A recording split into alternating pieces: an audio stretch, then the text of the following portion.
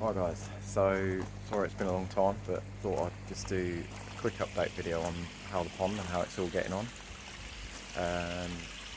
Not really had loads to record, to be honest, recently, but thought I'd do a video today. Main thing I wanted to do was an update video on how I'm getting on with the Profi Drum. A few of you know I put a video out last year and I still get quite a lot of comments on that where I wasn't overly kind about it. I thought I'd probably better do an update now since I've had it for a long time, and my view on it's probably changed a little bit. But there's a few other bits I've done recently. I'll flip the camera around and I'll talk you through a couple of them first, and then we'll get into that Profi Drum review. So yeah, pond's been running pretty well most of the summer. Don't know whether you'll see, but most of the fish have grown really well this year. I've not had any out to measure them up for quite a while, but yeah, they're all doing well. Got some nice plaques up on the back, which I think sort of really sets off the pond. Really pleased with them. Got them from Maggie at Wooden Koi Company off Facebook. I think that's right. I'll put a link in the description if I can find one, if anybody's after any of them. But yeah, really impressed with them. You probably remember I had loads of the mind your own business stuff in the shower, but a few months back I did have to treat for Costia with FMG, and it totally killed it all off. Don't really know why, and it's just not come back since. I actually planted some more, but that's not really taken either, apart from those two little bits. All the rest of it just died off. So yeah, I don't know what that's all about. Some of you may remember I had a Superfish auto feeder. That's gone now. I had a problem with the timer. The timer kept going out of sync and it kept just dropping food at random times throughout the day. It really doing my head in. Sent it back and got a new one, and within about a week that was doing the same thing as well. So got rid of it, gone back to my old Fishmate feeder, which has been absolutely faultless, but it only does 3 feeds, so I thought I'd just get a second one. So I have got one new fish that you perhaps haven't seen before. It's a little Tosai Mariama, I think that's how you pronounce it, kahaki there.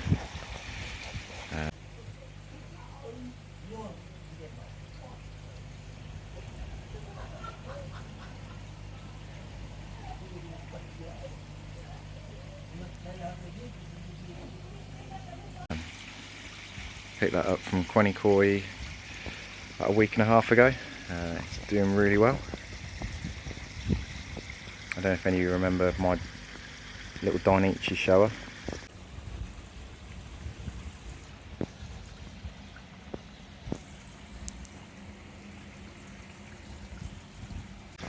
That's doing really well, it's growing really well. It's got to be at least 40 centimetres now. And yeah, there is actually one fish missing now. My Adam Bayer Grow and Show Kahaku, unfortunately had a problem with it. It seemed to have dislocated its jaw. I did give it a couple of days to see if it sort itself out, but it didn't. So I got it out, sedated it, and I did try. A few people suggested sort of massaging it, trying to get it back in. I did give that a go, but it didn't seem to do anything. So yeah, in the end I decided to move it on, giving it away. So that's not here now, but I will put a couple of clips of it in the pond, and then yeah, in the bowl as well after I sedated it, just so you can see it anyway.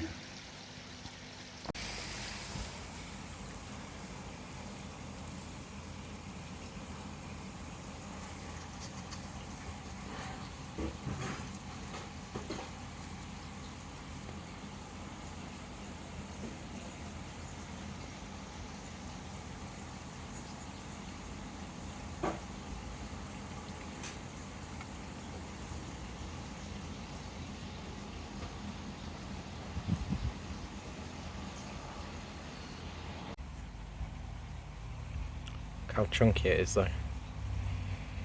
It's got a little bit of a abrasion there, but I think it's just done that when I netted it. It went a bit nuts, it didn't really want to be netted. It's just coming back round from the sedate.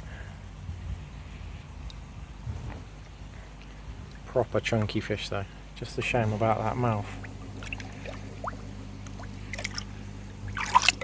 Don't know if I'll be able to show you because it's a bit lively now, but it's all really swollen in there.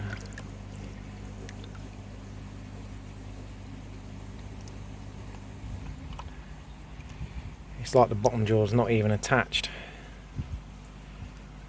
I don't really know what to do with it, poor thing. Don't know if you'll see it there, but there's the little 9-inchy black Zeus that I've got. It's gone up the other side of the pond now.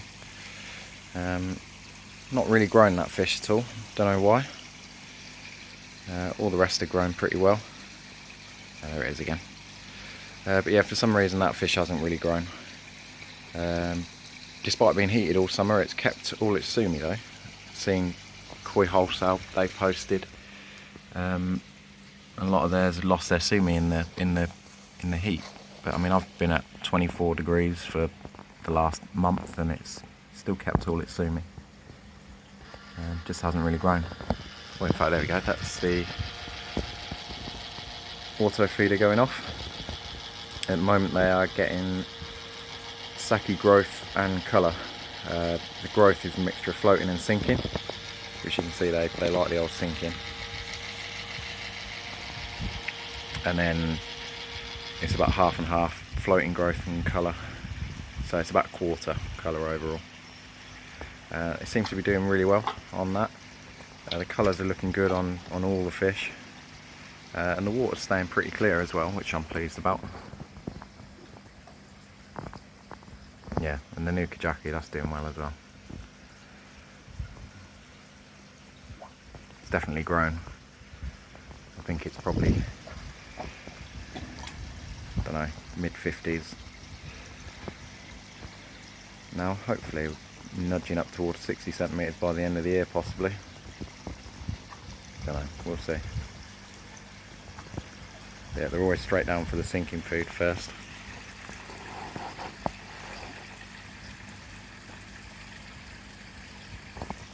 They do love that.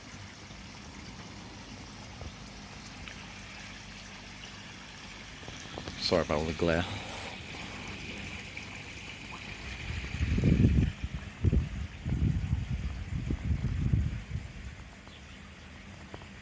Yeah, really pleased with how they're all looking. Issa show has done really well.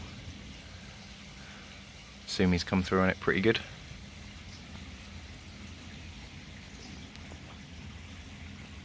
That's the only fish I've got left from my home spawning in 2020, which I did during lockdown.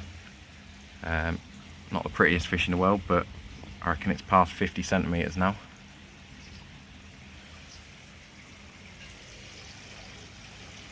Probably the fish that's grown the most. It's not one that really comes to the surface that much. Is that Asagi? I'll stick a little clip up when I got that last year and see how much it's grown.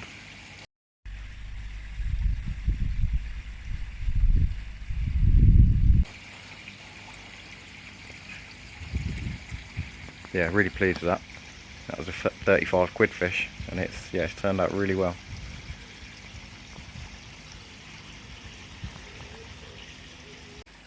So last couple of bits before we have a look at the drum. Got some lights up in the pergola for viewing the pond in the night. I'll show you them a little bit later. Still got the shade sail up. That's been really good when it's been really hot. Doesn't cut all the light out, but does make a difference. Yeah, pleased with that. The Remora heat pump has been absolutely faultless all summer. Not had any problems with it at all. It's set at 23 at the moment. It has been on 24 while it's been a bit warmer, but it's gone a bit cool the last day or two, so drops it down to 23. Hopefully going to keep it at that until 1st of October, because the electric prices are going up again by a silly amount, like 80% or something ridiculous. So yeah, from October I'm going to bring it back down to ambient, and to be honest, I don't think I'm going to heat at all this winter.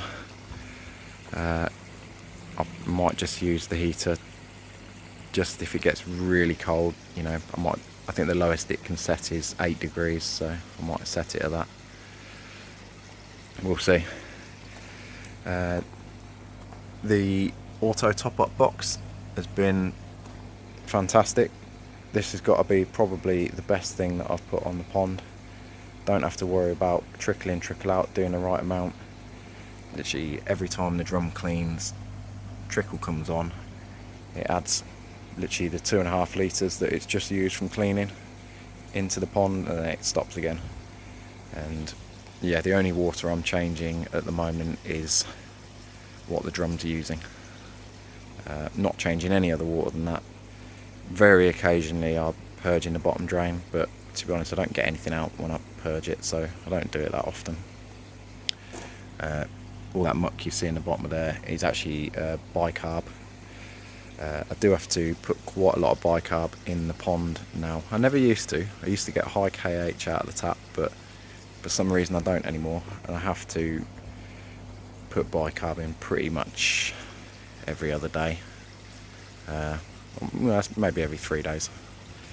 And I've been running the KH, buffering it up to 3 and keeping it at 3. And they seem absolutely fine like that, and they've been doing really well on that. Still need to tidy up behind here. The filter shed is also an absolute state. Yeah, look, it's a big tub of bicarb that I've got. I've pretty much put a 10 kilo tub of bicarb in this summer. I'm going to need to get some more of that. Yeah, filter shed's still looking in an absolute state. Moving bed's working pretty well. Still get the odd dead spot, but it's not too bad. I've replaced some of the air stones with a 1 metre long air diffuser thing. I did actually plan to put that in the pond. I'll see if I can show you it.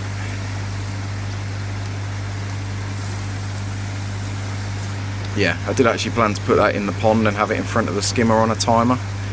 Just stop the food going down the skimmer, but the fish absolutely freaked out about it. They absolutely hated it. So yeah, it's now in the moving bed. And to be honest, it works pretty well. Most of the time there's no dead spots, although there does seem to be at the moment. But it seems to be working fine. Although to be honest, I can't really feed as much food as I thought I'd be able to with all that bio.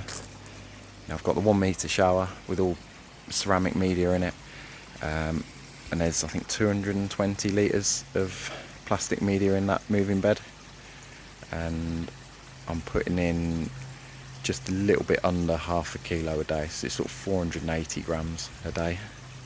I mean, it is obviously high growth food, but for whatever reason I can't put any more in than that. If I put any more in at all, my ammonia starts creeping up.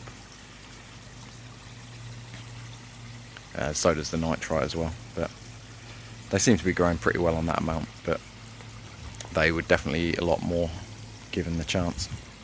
Right, let's have a look at the Profi Drum then. Just thought I'd quickly show you the pond lit up at night. The fish are still getting used to it a little bit. I've only had it on for a few days, so they're not super confident of coming up when the lights are on, but they're getting used to it. Giving them some mixed koi treats, it's mealworms and silkworms and a few other bits. But yeah, the lights are working really well. They're just 2 little 10 watt LED outdoor lights. Wired them together and just put them on a really cheap Wi-Fi switch I got off Amazon, so I can just turn them on and off from my phone. Yeah, and they work pretty well. Once the fish get sort of totally settled with coming up for food in the dark, it'll be, you know, with the lights on, yeah, it'll be really good as the nights sort of start drawing in a bit and you get a bit less daylight. You can still enjoy the fish for a little bit longer.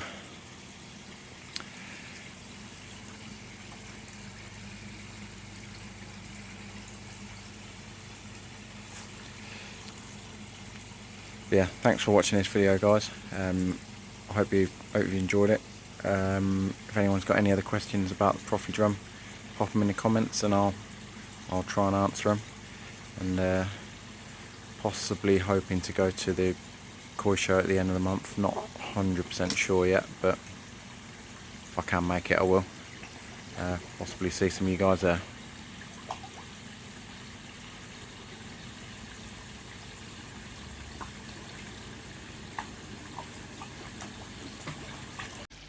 Right, so the Profi Drum. For anybody who doesn't know, my pond's about 10,000 litres, one bottom drain, one skimmer, going into, I can't remember what size this is. It's the smallest one that they still do, Profi Drum. I've already turned the UV off. I'll get the lid off if I can, one-handed. Let me just pop this up the side. One thing you will see straight away, there's always quite a lot of dirt on the inside of the lid.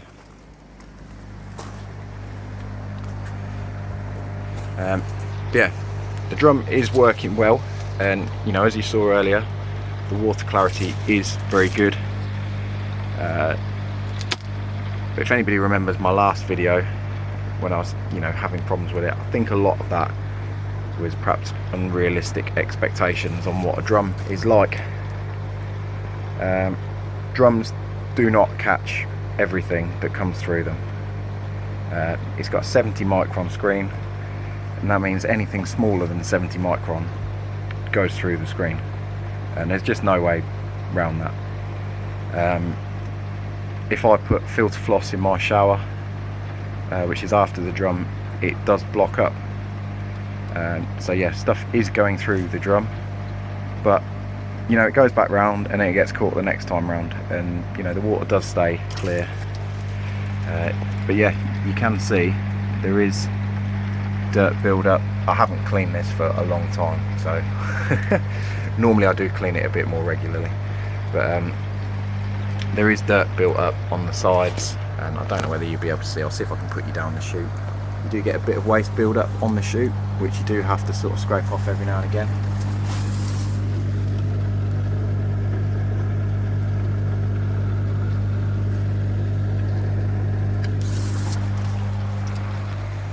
Not sure whether you could see that or not, but yeah, you know, it's only a 2-minute job to scrape that off. And to be honest, I only open the lid to this drum probably once a month, maybe not even that.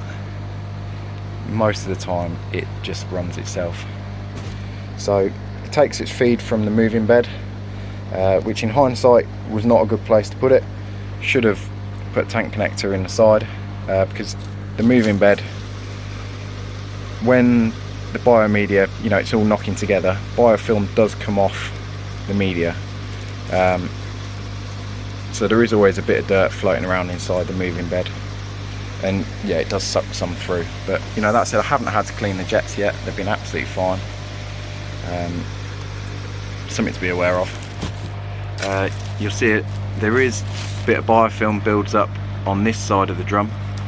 I've got a 40 watt amalgam UV in there, which is normally on, and it keeps that half of the screen clean, but you do have to clean that side of it sometimes. But it's only a 5-minute job. I use the Aquasource drum screen cleaner, and that gets it off really quick, super easy. But yeah, one of the most important things about drums is keeping your water level right at all times. If you watched my last video, you remember I had problems with the drum getting stuck in a cleaning cycle and pumping the water out the pond, and it was always because of my water level. It was never a fault with the drum, it was because the water level dropped. Either I wasn't trickling water in it quick enough, or what was happening before is because I've got a very big moving bed. As the level drops to trigger the drum, it also drops the level in the moving bed, so that's pumping the water back into the pond. And when I had a trickle in, trickle out, that water was just trickling down the overflow. So then when the drum cleaned, there was less water in the pond, and it kind of got stuck in a loop. But as soon as I took my trickle in / out off, So I put a rubber boot over the overflow, so that overflow doesn't really get used anymore. In fact, the water actually goes over the glass before it goes over there. Since I took trickling off, put the auto top up on, I haven't had any problems with it at all. Well, apart from one time where my hose pipe came disconnected, and after about a day it went into a cleaning cycle. But again, it's because of the water level, not the drum. And since then, don't know whether you'll see it at all, but on my skimmer I've added you can't see it on there, but I've added a second slot below the water level, because this skimmer that I've got, it only takes water off the surface, and the problem is if the water level dropped by like a centimetre, then there wasn't enough water getting into the skimmer, which meant there wasn't enough water in the drum, and again the drum got stuck in that cleaning cycle. But adding the little slot below the water level means that, you know, if the water level drops, you know, even by as much as sort of 2 inches, it can still carry on running. But yeah, auto top up, the way forward with drums, not a trickle in, trickle out. So much easier, trust me. It's really easy to do this as well. If I'd had more space in my filter shed, I would have put that trickle in, the top up valve, just in there on the dirty side of the drum, and had it trickle straight into the drum. Then I wouldn't have needed that extra box, but because I haven't got enough space to get around it, I haven't done that. Yeah, other than that, the drum is working really well. Mechanically, in the nearly 2 years that I've had it now, well, not 2 years, it's over 1.5 years anyway, but there's been no mechanical issues with the drum. Float switches have worked when they're supposed to. I've not had to clean the spray nozzle jets. Obviously I have had to clean the screen a couple of times, but haven't had to replace the wash pump. Been no problems with the motors, and yeah, it's worked really well. Press the manual clean now. I'm probably going to get a bit soaked, but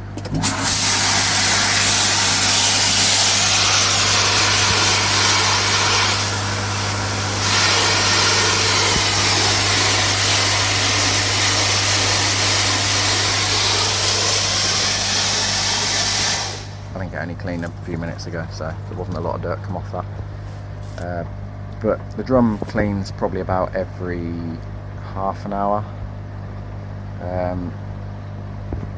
And the good thing about drums is obviously you're getting the waste out of the pond straight away. It's not sitting in there for days until you clean your filter.